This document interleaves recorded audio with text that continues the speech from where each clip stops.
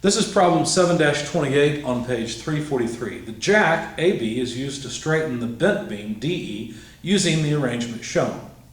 If the axial compressive force in the jack is 5,000 pounds, determine the internal moment developed at point C of the top beam. Neglect the weight of the beam. I'm going to sketch a simplified version of the top beam.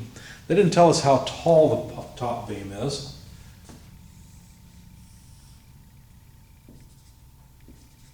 But at point D, there is a load equal to 2,500 pounds. How do I know?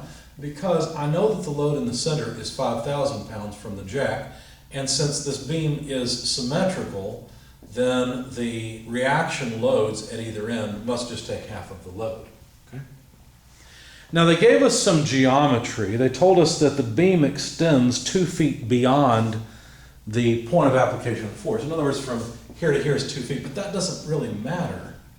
What matters is the fact that there is a 10-foot distance on either side between the line of action of the load, or the jack load, and point E, point D.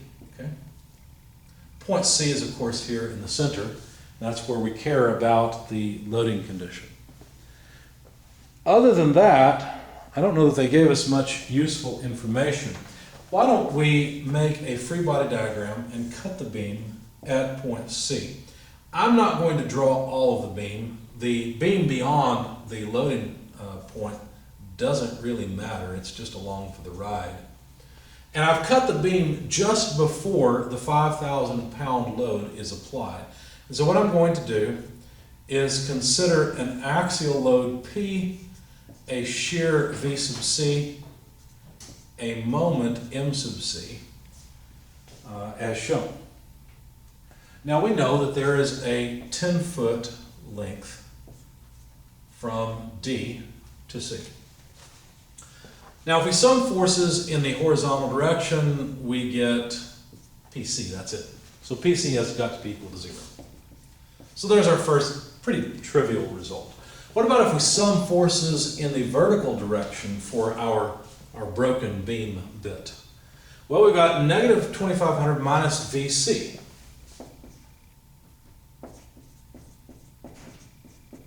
And that sum has to come out to 0, so the shear has to be negative 2,500 pounds.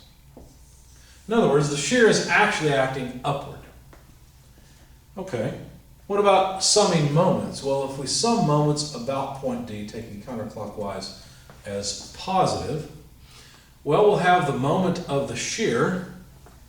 In the free body diagram, a negative moment is generated, so 10 feet times VC. Of course, VC is a negative thing. It acts opposite to the direction I've shown here, so I will plug it in as such. But then the moment MC is a positive moment because it is counterclockwise. But that's it. There's nothing else that causes a moment about point D. So this sum has to come out to 0. So MC is equal to 10 times VC, that's 10, well, feet, of course, multiplied by negative 2,500 pounds.